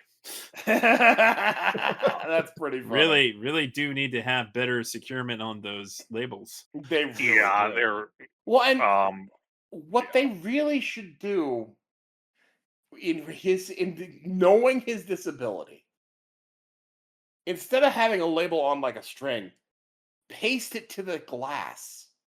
Yeah, seriously. And either put the name or put a drawing or something. Yeah, it seems a bit of a plot contrivance. It was, but it not a bad one, but yeah. No, I mean it works. It gave us quite a bit about him. But he and Coco are trying to figure out what's going on there, and someone shows up needing something specific, if I recall. And Qifrey's very much ready to go. Doesn't have the supplies, but he needs to get out of here because he's gonna test out that bottle. So again, Coco doesn't get her supplies. Yeah. I wonder if she's ever going to. I don't know, but She got a basic beginner's bag, but nothing specific for her. Yes. Right. And so, well, in particular, she needs like a custom pen. Everyone has at least one custom pen because it makes it a lot easier to be very precise writing, which is important. So they're taken off, and Qifrey's like, "Oh, don't worry, I'll keep you. I'll always keep you safe, Coco." Says the man who just erased Nolnoa's memory. But Nolnoa goes down and is like, "What happened down here?" Well, you saw the bright light. What bright light? That's how we know memory got erased. So we have some downtime for a little bit, and there's a sequence where Coco is having crazy nightmares, and then she gets sick. And this is where I see a GOT have her 180 with Coco, because when a GOT sees Coco really sick at this point, it freaks her out to the point she runs to go find Qifrey. And so Qifrey takes her back into town to go see a doctor. Doesn't know where one is, but runs into Tarta, who helps him find the doctor. But then Tarta's got a question for Qifrey. Because, Nolnoa doesn't remember that giant light. What gives, Qifrey? What gives, Qifrey? What'd you do? Of course, he's never actually able to ask the question because everything gets in the way. Coco is really sick. Qifrey's got to go do what he's got to go do to help with a fire. Tarta forgot his hat back at the place. He can't go home because they can't prove that he's a witch. So he's not allowed to go back where he came from. So he's got to go find his hat. He walks in on Coco being alone and sick, and he can't see the color, so he can't see the violet that he wants to get him specific medicine for. He and Coco combined come up with a spell to help him find it by reverse engineering the powders back into the shapes of what they were, so he can find them. And he's able to find the medicine he needs, but that's about the time they run into an actual nurse is like, nah, I got this. You don't do that. That's dangerous. I got this. Did you think the place was empty? Yeah, they kind of did. But Tarta and Coco have had such a bonding moment over this that Tarta has decided that he wants to be of use to Coco and make her something really nice, which is a cute little moment for them. And once again, we're down to I'll go a step further. Someone's got a crush, and I don't blame him one bit. Absolutely, he does.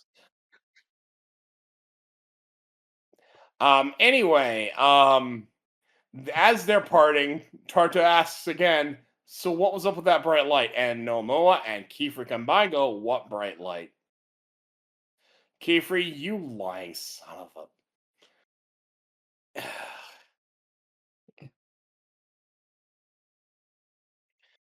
So that's kind of the end of that. We do get a little bit of a moment with running all over the place here with Riche, where she doesn't want to learn new magic. Coco's talking about how much she loves new magic, and Riche's just like, "No, I don't want that," and pops out, pouts about it. She doesn't. She only wants to use her own invention spells, is the thing. Yes, and we learn the reason why in flashback. She doesn't tell anyone, of course, but we, the audience, see it.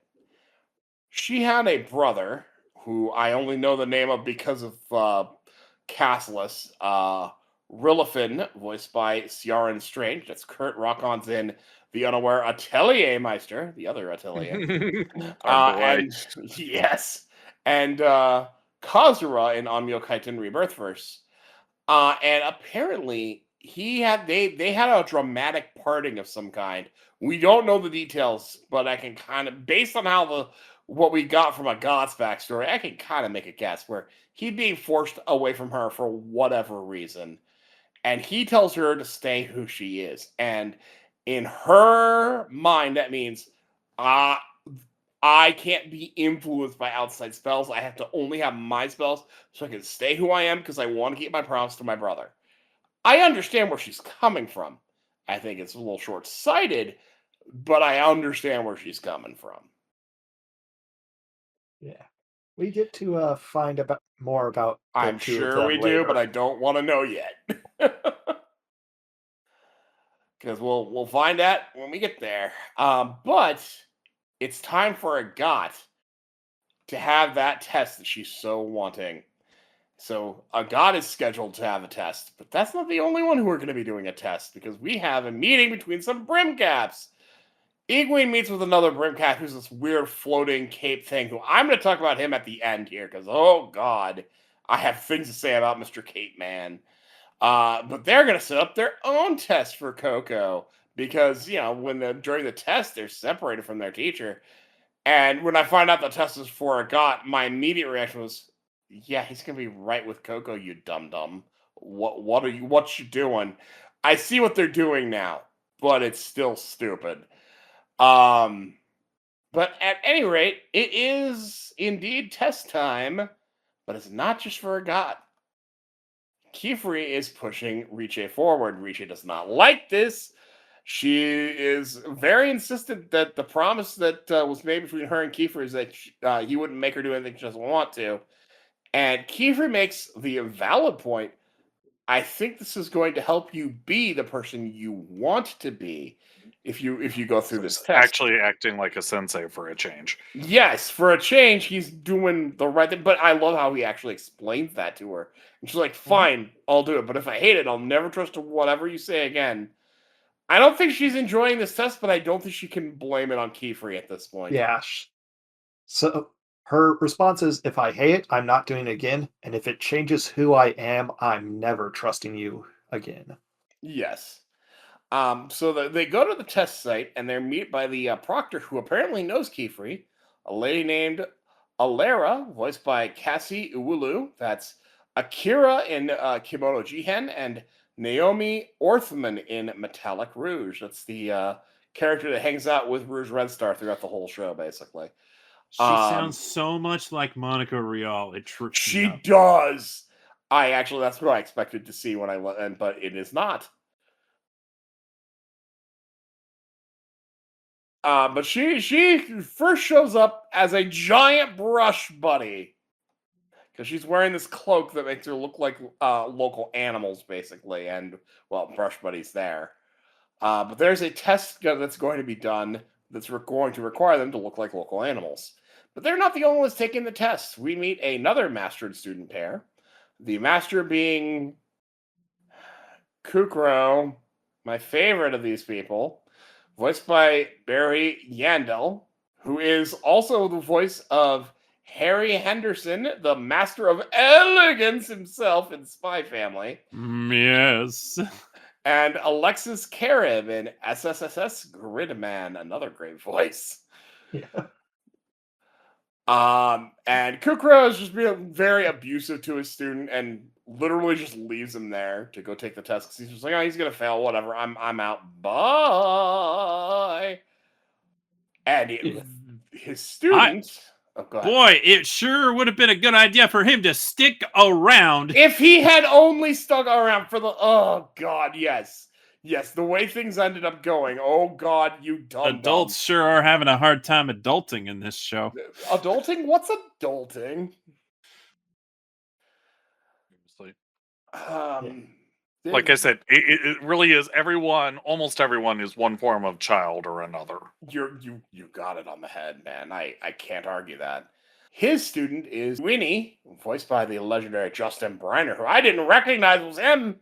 Holy cow, but that's Deku in My Hero Academia, Ginro and Dr. Stone, Died in Ranking Kings, and that list again goes on and on and on and on and on.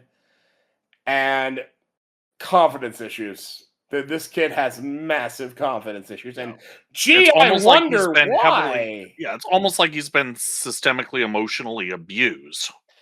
Gee, how could that possibly have happened with such a nice master he has there?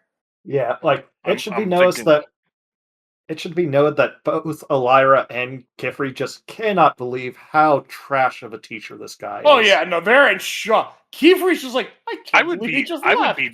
I would be saying, okay, you don't live there anymore. You live over here now, at least for the time being. I was actually kind of expecting Qifrey to say something like that, but he didn't. Yeah.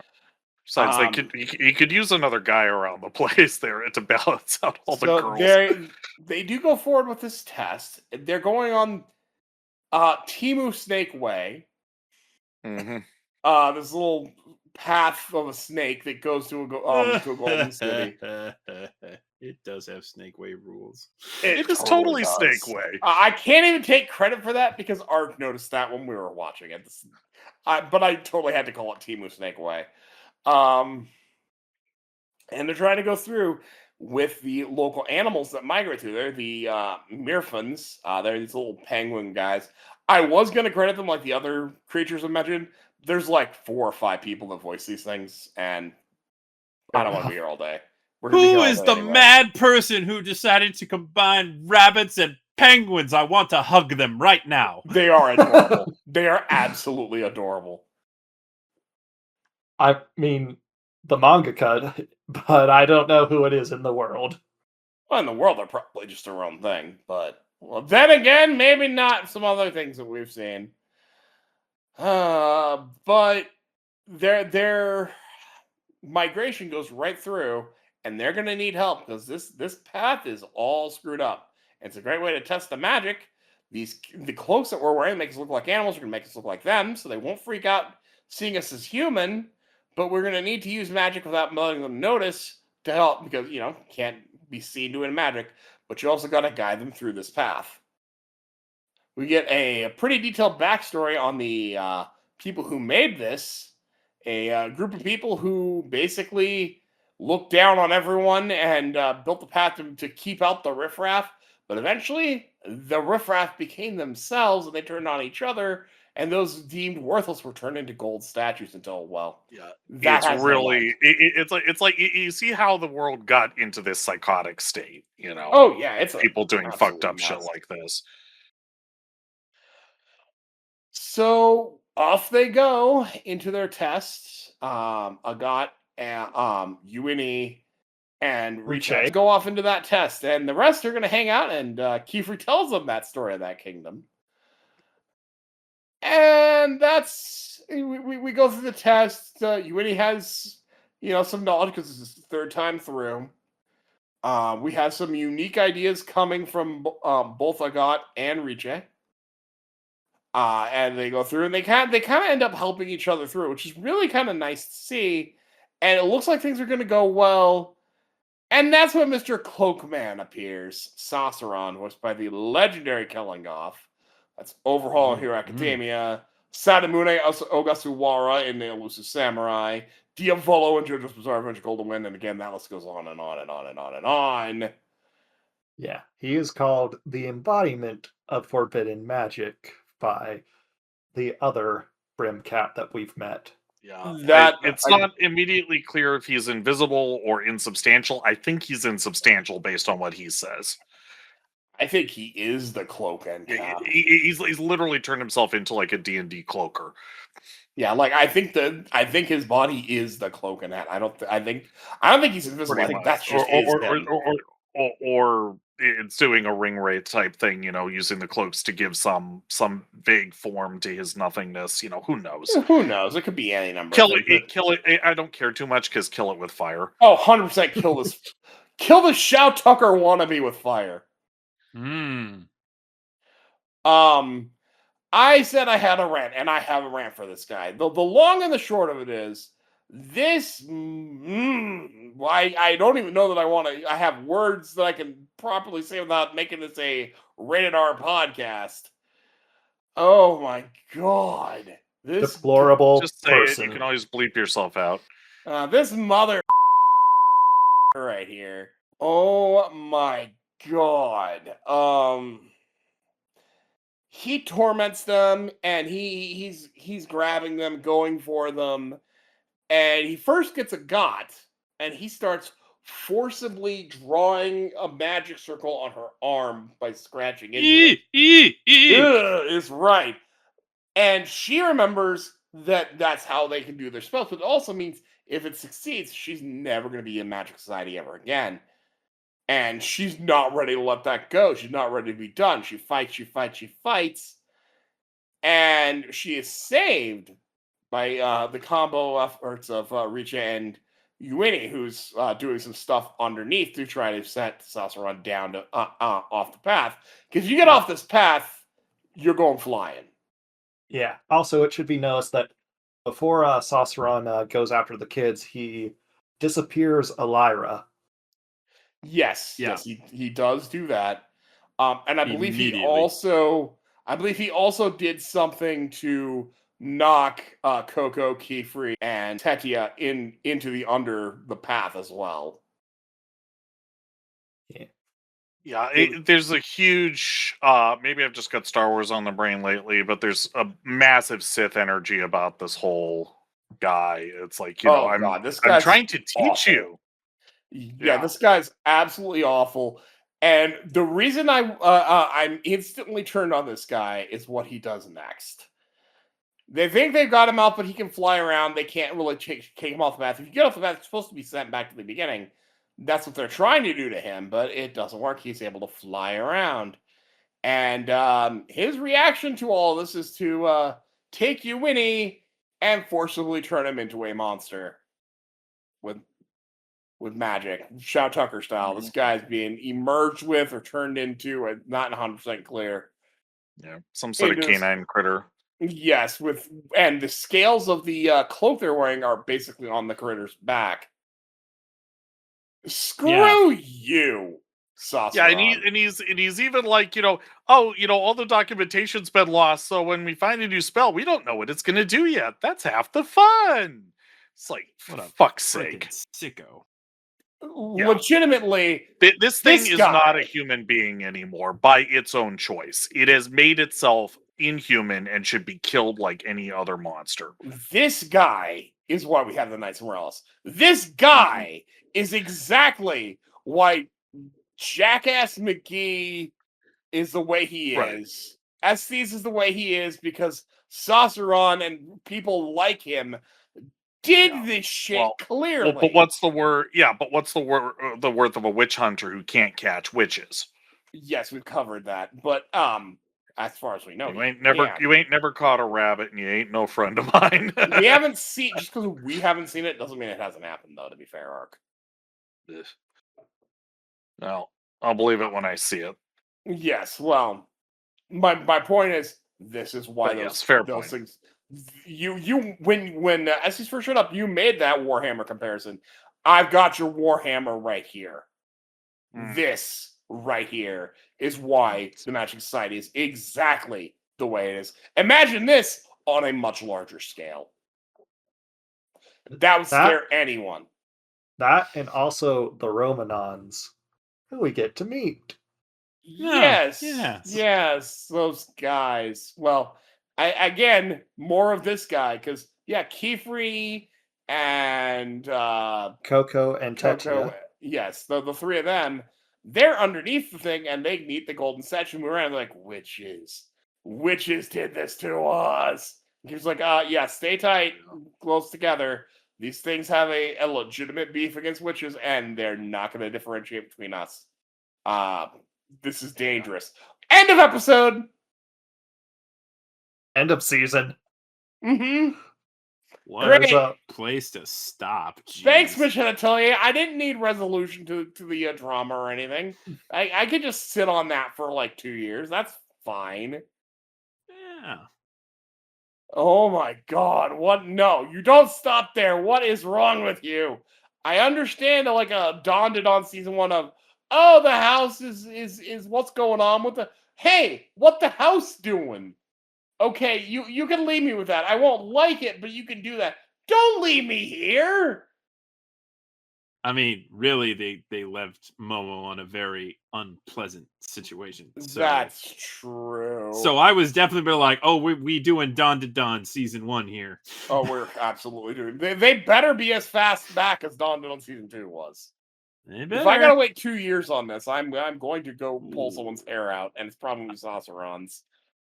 Yeah. And he doesn't have hair, so I'm going to be pulling his threads out. I don't know if the previous arc was necessarily the best place to stop the season. No. I feel like it should have gone a little further. Like this should have been a double core. Yeah. Like If they had the material. Maybe it for- wasn't originally intended to be. Who knows? I'm venting, okay? Yeah. Because that's a Yes. terrible stopping point. You know, I agree. You can't really. If you're going to stop anywhere short of this, I don't know that there is a good stopping point before this because everything kind of leads into it. So fair enough, I suppose. But again, this is screaming for back-to-back cores. Reslime's doing it. Yeah. Damon's and Shadow Realm was doing it. Why not Witch Hat? Well, there's probably production issues, almost certainly. We know for Also- sure they're making it, so it's coming. We just don't know when. You can't make an anime this pretty and not run into That's some fair. problems. Yeah. That is fair. Like we could have 2 cores or the water dragon that turns into a flower. Pick. Two. That's You fair. you won't like my answer to that. My answer is 2 cores. As cool as a cool dragon is, I'd rather have more. Mhm. Don't get me wrong, this is gorgeous and I love it. And I Yeah. am glad it is what it is, but I will always rather have a satisfying end to a season than better animation, as long as the animation is not awful. If it's good or great, I don't need it to be god tier if it's gonna do that, generally speaking. I mean, it's fine. I'm not gonna say this is bad for it. But if you force me to answer that question, that is my answer. Fair answer, and I did ask. But yeah, this show is a mini masterpiece, and I absolutely need season 2 as soon as possible, and I do not want to wait 2 years for it. Don't do this to me, Bug Films. If you're gonna do this, at least give it to me next year. I know it's not gonna be this year. I don't expect it this year, but don't make me wait till 2028 on this, please. I'm begging you. Mm. I would have been happy to wait till 2028 or later if it wasn't this cliffhanger, but it's this cliffhanger. This cliffhanger, man. This cliffhanger. It's going to eat at me and be like, "Ha ha! You have no idea where this is going. You could read manga." I don't want to not have this awesome version of the story. Well, the manga does have its own awesomeness. Oh, I'm sure it does. send In you- fact, I was Probably start reading from the beginning and told that's yeah. I don't know see where how this I is. feel when I get to this point. Where is this manga located? Because I don't know. I don't think it's Shonen Jump. I think it's on Bookwalker. Well, no, Arc. I don't. Obviously, you can go buy it. I'm talking about the services. Crunchyroll manga? I've gotten it. Well, that's always an option. That's not the only place it's available. Trying to think of what company publishes it. Let me check. I can't really tell you because I read it by checking out books from my local library. Well, What that'll your do it. libraries, kids? Hey, makes there sense. you go. That's a good option. Well, your local library is not that far from my local library, so we are pretty close by. Although I think I assume you're in the town that you're in and not the town I'm in. I shouldn't name our towns, but we're Yeah. one town away from each other. So Yeah, it's in my town. okay, my town's library is probably bigger, but I don't know if they have that or not. Easy enough to find out. Hang on a second. It might not actually be on the Crunchyroll manga. I thought I saw it Yeah. on here. It's a Kodansha USA publication for the US. Oh, it's on K manga. Okay, well, I'll have to figure that out at some point. The thing about K manga is you can read a lot of manga for free if you're patient. Oh, is that the one where you have so many reads per time frame? Yeah, but I think it's more generous than Manga Up. Oh gosh, I haven't messed with that one. Because Manga Up does if it's more than 11 pages, it's a separate part of a chapter. which is really Jesus. annoying sometimes. But with as far as 11 I've seen, pages. Fuck you. The service, I mean, not you. Yeah, But, I you know. mean, you still get the same amount more or less, but it's way more sensible on K manga because it's like here you get the whole chapter. With the other one, it's you get the like a whole chapter or a whole part of a chapter, so you might end up using all your points for one long chapter, or you might end up using just a little bit of your points for a short chapter that yeah. So if they're short, you can read up to 4, but if they're like a standard length, then they break it up over 2 or 3 or 4. Yeah, Fair enough. it's not consistent is the annoying thing. Yeah. Though it is pretty consistent that if it's more than like 20 pages, that they'll split it in half. Or I know manga don't plus know. you only have so many chapters per time frame. I know that much.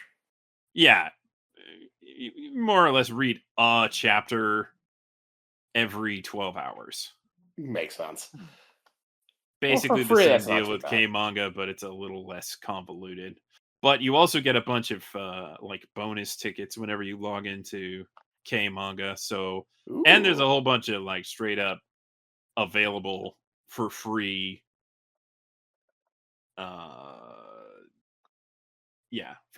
for free read once chapters as well. Nice. Well, there you go. There's our manga service availability. Library or K manga. You know that if my biggest complaint is that why did you stop there? This is a banger show. Oh, for sure. Honestly, spoiler, this is probably my show of the season.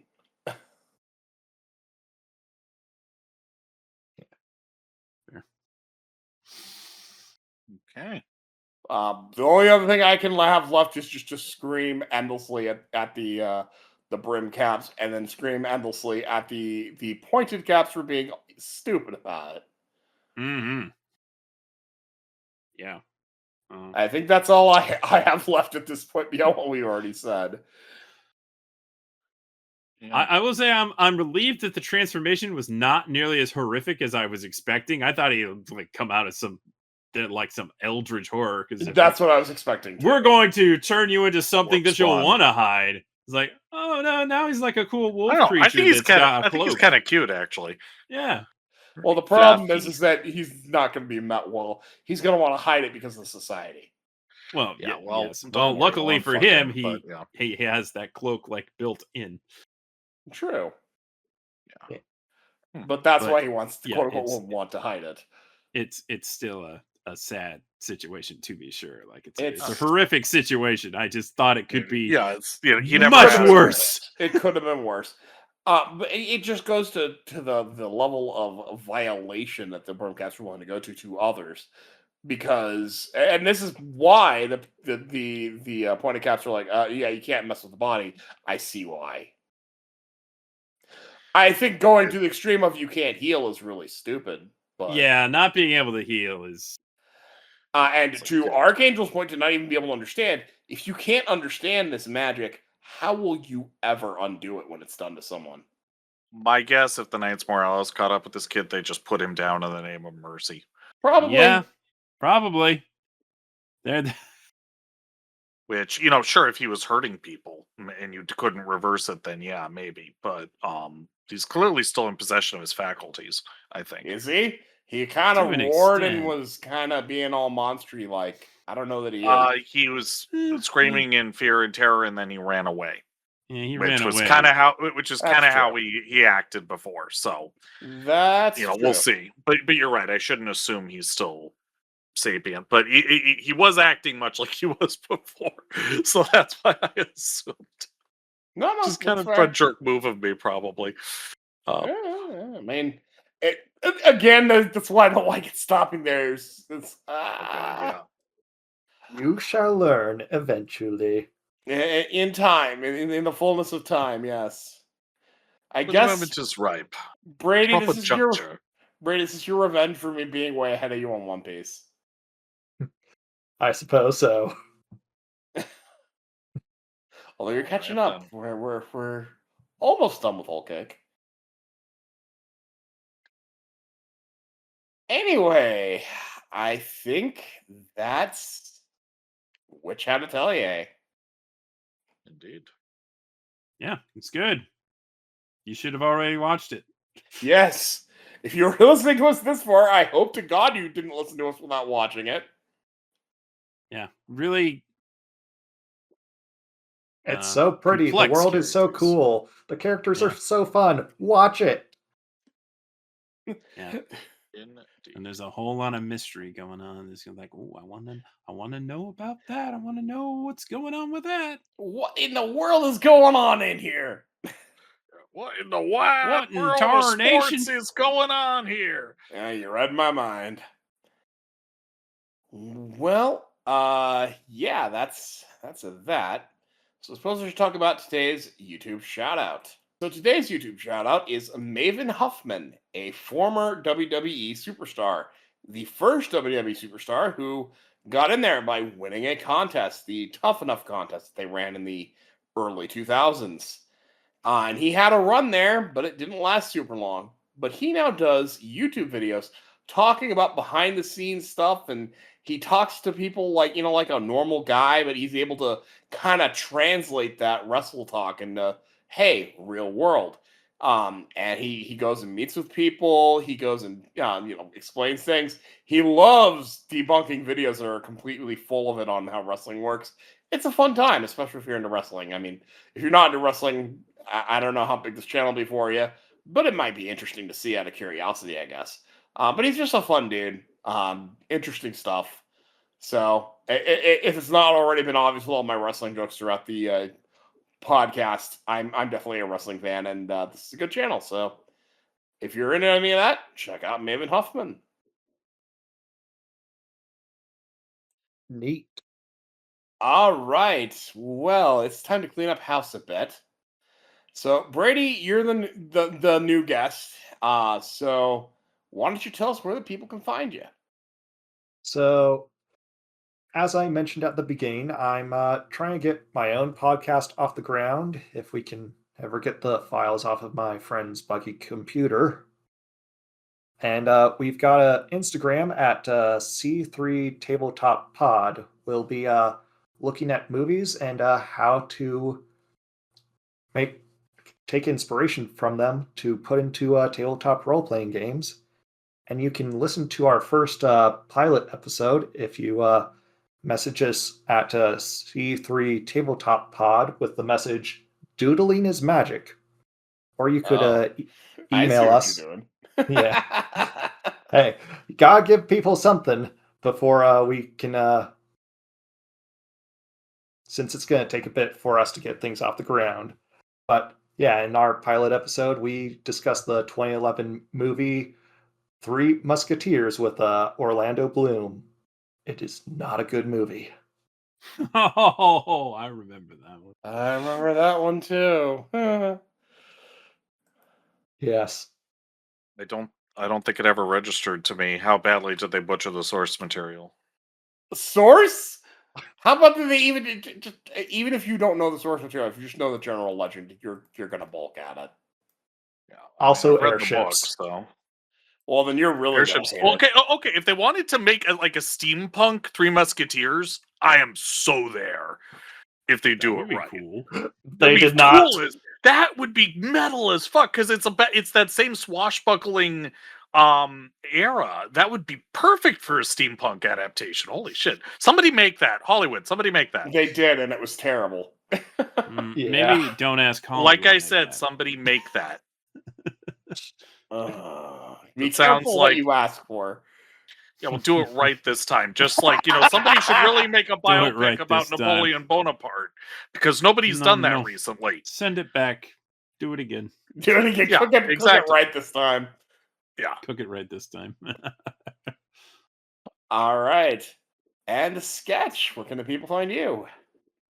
Well, as always, you can find me hosting the Toonami Faithful podcast at ToonamiFaithful.com, SoundCloud.com/ToonamiFaithful Podcast, or your preferred podcast listening apparatus.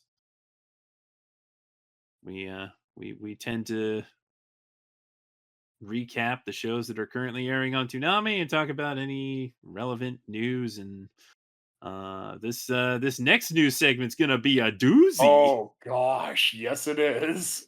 All of the news. Yes. Well, all right. Ark, you don't have social media, but where can the people find you? Back in Liberty City, with all the hoopla and nonsense over GTA 6, I thought, you know what?